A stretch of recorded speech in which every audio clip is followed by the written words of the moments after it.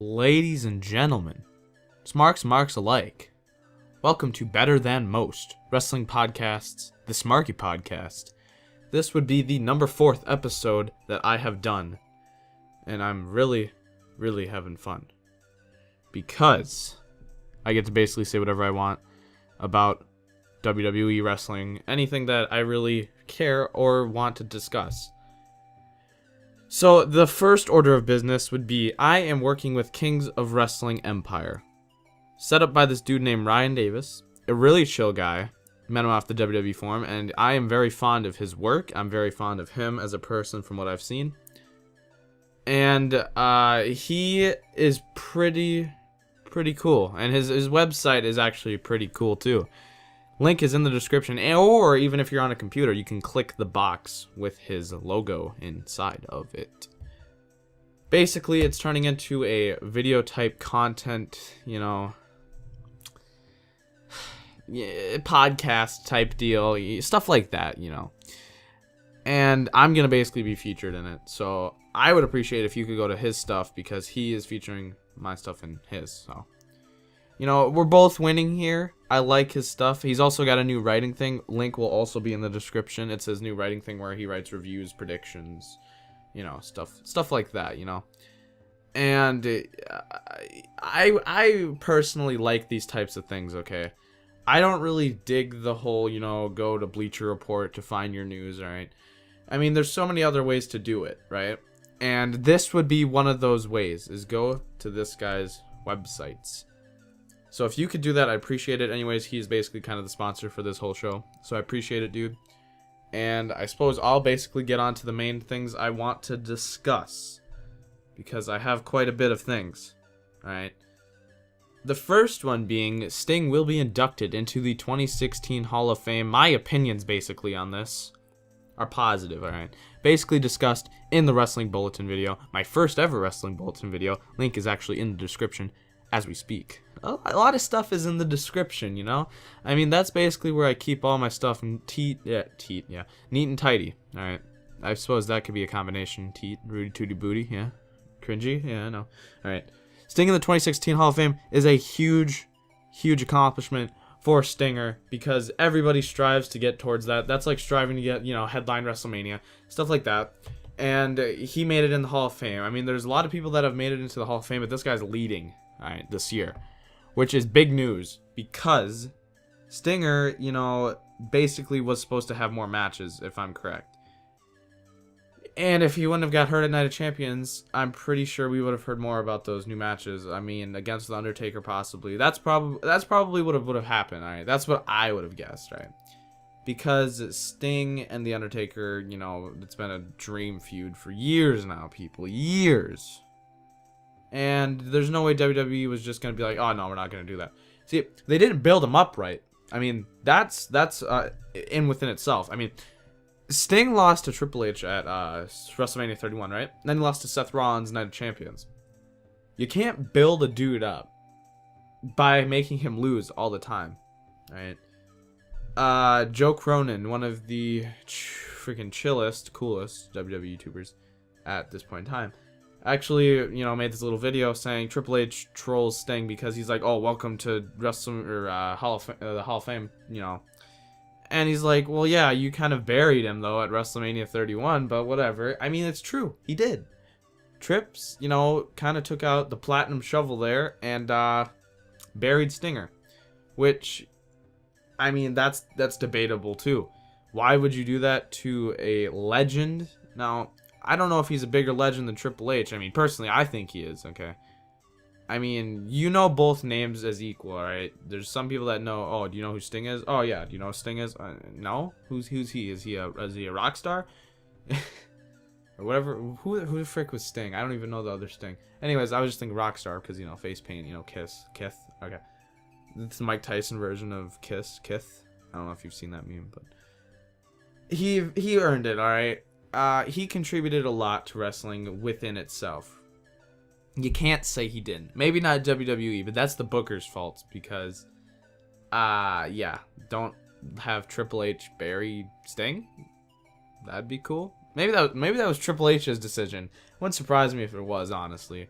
I mean, Triple H basically has all the authority, pun intended, around here. So whatever Triple H decided to do, it was a retarded idea, because Sting was built up like this machine. Remember Survivor Series debut? When he came in, you know, everybody was like freaked out, like, oh my god, Sting is here, blah blah blah blah blah.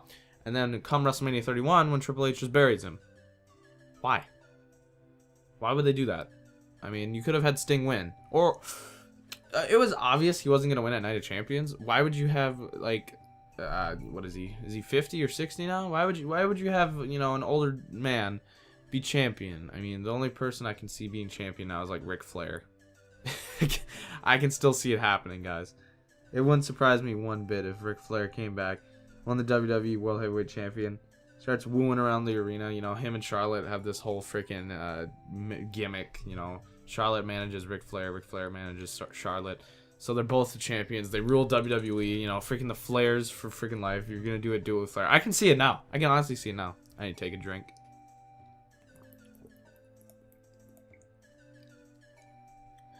But, I can see it, alright? It's weird, but I can see it. I think Flair even said he wanted to get back in the ring eventually, which is weird because, you know, he's pretty old, all right? He's pretty freaking old. But well deserved by Sting. Well deserved by Sting. He definitely, like I keep saying, changed the business. I wish WWE would have did more with him, but he did get hurt, unfortunately. And, you know, the thing he can really accept is the Hall of Fame. So, good on Sting. Good guy, good everything. So Sasha Banks apparently hurt her knee, right? And apparently will be returning in February. Sasha Banks, I think, has been in my last podcast as well, right? She freaking, I keep freaking saying all right. She's a great wrestler. That's a given. But you know how many great wrestlers have been getting hurt lately? There has been a ton. Cesaro, Seth Rollins, I will say it right now, John Cena, not a great wrestler, more of a hype man than anything. But from what I heard about John Cena is that he's freaking already like working out or something, or rehabbing. He's doing freaking stuff that he shouldn't be doing yet. He should be recovering. But no, he's already like back at it. I'm like, holy freaking crap. So good for John, obviously. I mean, John definitely works around the clock, like always.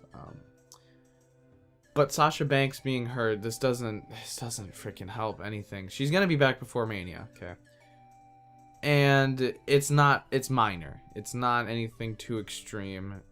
Apparently she hurt her MCL or whatever. I don't even know what type of the body part that is.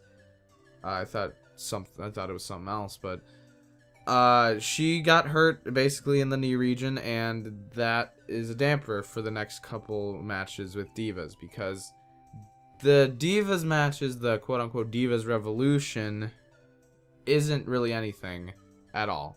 So instead of focusing on that, we should be focusing on, you know, individuals such as Sasha Banks, Becky Lynch. I'm not even going to say Charlotte at this point, because Charlotte's title reign has been the most boring thing ever, and I can't stand it, because all she does, like, her gimmick is seriously, I'm Ric Flair's daughter. Silence. I know, it's crazy. Who came up with that should get fired. I get it. I freaking knew. It was in NXT, you know. She's like, okay, I'm Ric Flair's daughter, blah, blah, blah. But I'm not going to make that my whole gimmick, okay? I'm a pure athlete, all right? Nothing more, nothing less. I'm one of the best. I'm a Flair, all right? Respect me. Hold me higher than everybody else, because my dad did great things and made this business to, you know, how it is today. So I'm going to do the same.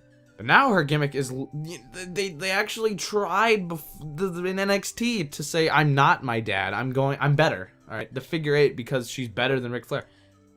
Yes, and then they changed her gimmick to, I'm Ric Flair's daughter, I'm just as equal.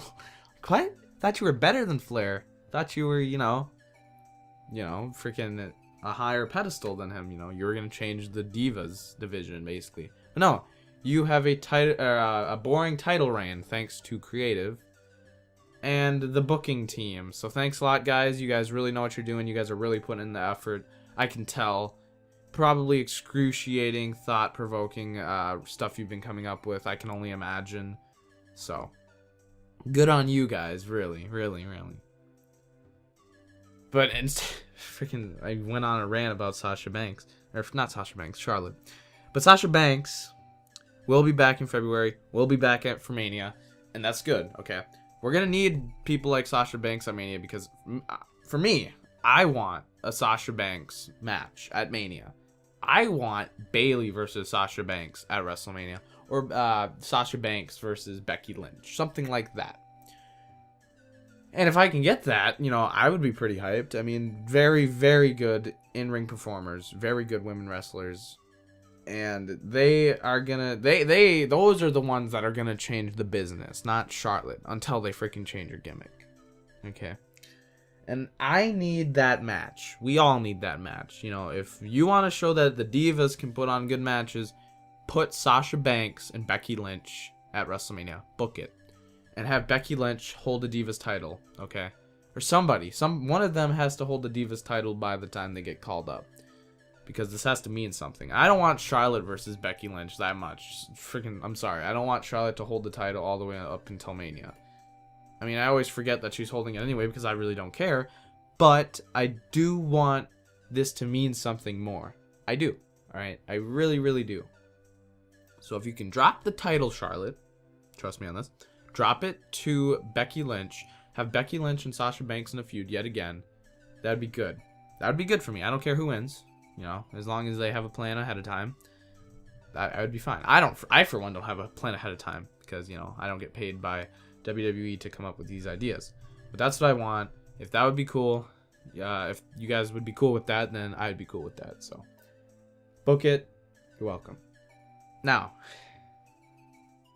sorry for everybody that I don't know when this podcast is going to be posted, but if you are a smark like myself, you would most likely know the spoilers of this Thursday's SmackDown on the USA Network, man. Kalisto did win the United States title on Monday Night Raw this Monday. So cover your ear holes if you don't want to be spoiled. You know, skip forward a little bit and just, you know, do what you got to do. But for the people that want to hear this, keep listening. Kalisto already dropped the belt to Alberto Del Rio. Yeah. You know, the thing we were all hyped about that Kalisto won in that semi, you know, freaking 3.5 star match, you know. It was an average match on Monday night, but he dropped the belt on SmackDown. So, what are they doing? I seriously said like 2 podcasts ago that, oh, they're making the US title more important. Sorry, I was wrong. Obviously, that's not the case. Instead, they're just playing hot potato with the US title yet once more. You are devaluing the title, people. You don't do that. I don't know what's happening. What is wrong with you people? The only time you do this sort of stuff is when it's something important. You don't drop it to the same dude that you just beat him for this title. One night later, well, 3 nights because it's broadcasted on Thursday, but you know what I mean. But you don't drop it to the same dude for no reason whatsoever, alright? I mean, I love Alberto Del Rio, one of the most talented guys on the roster, and I will fist fight a man who says otherwise. But you don't drop the title to him 1 day later. I thought they were building Kalisto's hype. I really did. I thought he was going to be the next Rey Mysterio, you know. He's going to be the next, you know, freaking Rey Mysterio. That's the best way I can put it. The next guy. All right, they tried to do that with Sin Cara. Yeah, look what that turned out. Now they have Hunico, but they need to, you know, value this guy. They need to build him up, make him look better instead of dropping titles the next night. And that, like I said, that's devaluating the United States title at the same time. So whoever idea was that can get fired. I mean, that was an awful decision. Why would you do that? Why would you do that? Do you know how many people were excited that Kalisto won? Is WWE just trolling us? Like, that's how I feel right now. Are they just trolling us? Is that all this is for, is fun? Because people were actually really excited that Kalisto won the United States title, but you just decided to, you know, go, nah. This was almost as bad as when the freaking Vikings lost to the Seattle Seahawks. All right, that was the biggest troll of all time. Freaking, I should have expected it though. You know how many times they let me down, dude? Do you even know? Gotta take another drink of water.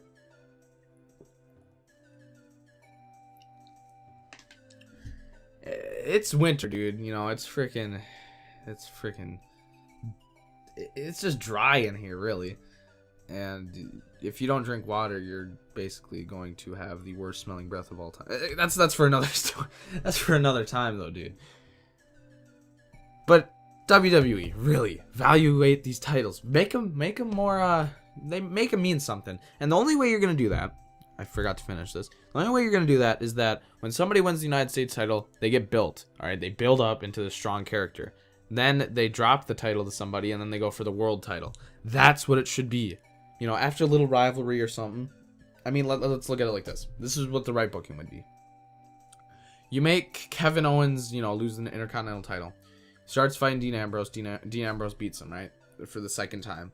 Kevin goes up to the main championship, right? Now, this is just an example. And then he fights for the world title because he was Intercontinental champion, which means, you know, he has a higher chance of winning. Or just make him be the Intercontinental champion. So here's another one. Have Dean Ambrose be the IC champ. Have him go for the main title. And then when he wins the World Heavyweight title, have him drop the IC title. And then he can freaking drop it to somebody like Kevin Owens or something. Because he's like, oh, I have bigger things to worry about. But no, they don't do that. Why do they do that? There's no point. Apparently not, because WWE doesn't care at this point. WWE, work on it. Listen to us, please. Better give Kalisto that title back. Better make that title mean something. If not, we're all doomed, and it's going to be over for the United States title yet again. And I can't freaking envision the IC title turning into trash as well. Because we can't take it, all right? We want these titles to mean something. So, get on that. A big thing that everybody has a problem with is the commentary. Alright. Me, making a podcast, I kind of get the idea of how to commentate. And at one point, I did have a commentating YouTube channel. And I went on that for about 7 months-ish. Something like that. I don't even freaking know. I don't even know. Nor do I care, but... It's a lot different, though. I mean, you have to build up matches and everything. But it's the same concept. You have to voice over something and make it sound exciting. Okay? Michael Cole, Jerry the King Lawler, JBL, and I will go out on a limb and say Byron Saxton don't know what they're doing. JBL's hilarious, but he's not a good commentator. Alright? He's not. Jerry, you need to stop. If you're not a heel commentator, then stop. Michael Cole, get the frick out of here. You were awful. Do you guys remember freaking WrestleMania 27 when the commentators freaking had a rivalry? It was Michael Cole versus Jerry the King Lawler, Stone Cold guest referee, Jack Swagger in Michael's corner. This was the thing when all WrestleMania was about was them bickering. That's all it was, dude. That's all it was. And then they want us to treat Michael Cole serious, like they want us to respect the dude in the future. Yeah, that was your fault, guys. That was your fault for making him look like an idiot. But as for the concept in hand, the commentary's trash. Mauro Ranallo, he's our last hope. All right, he needs to get called up on every pay-per-view, every freaking Monday nights and Thursday nights or something. I don't even care. It depends if they value SmackDown, build SmackDown up. Then they should probably have him on there. But for now, he should be moved to Monday nights because I, for one, can't stand these guys. He makes it look good. Good like JR used to do. I'm not comparing them, but you know what I mean. He's making it look good. You can't have these guys anymore that just sit there. What freaking happened? Right? What was crazy on Monday night? I don't even remember. Was it Brock suplexing somebody or F5ing Roman or something? And they're like, oh, F5 to Roman. Oh yeah, that looked like it hurt. You don't talk monotone when you're supposed to sound excited. You don't do it. You just don't, dude. You freaking gotta sound like you're enthusiastic about this. You can't just be like, oh, yeah, nice F5, Brock. Yeah, you can tell there's great storytelling in this matchup, blah. No, dude. I don't understand what's so hard about it. I really don't. Like, is WWE just like saying, okay, here's your freaking script for the whole show. Read it in the most monotone way. I'm sorry. Jeez, voice crack. I'm sorry though. I don't understand it. Please, WWE, please get some new commentators. All right. Byron Saxton's decent on NXT, but this is my dream commentating team right now. Mauro Ranallo, Corey Graves, and bring back JR for the love of God. That would be exciting. That is the commentating team we need. Something like that. If you can find a good JR replacement, that'll work. But Corey Graves and Ranallo need to work together. Please make it happen. Please. Corey Graves is the voice of NXT. I get it.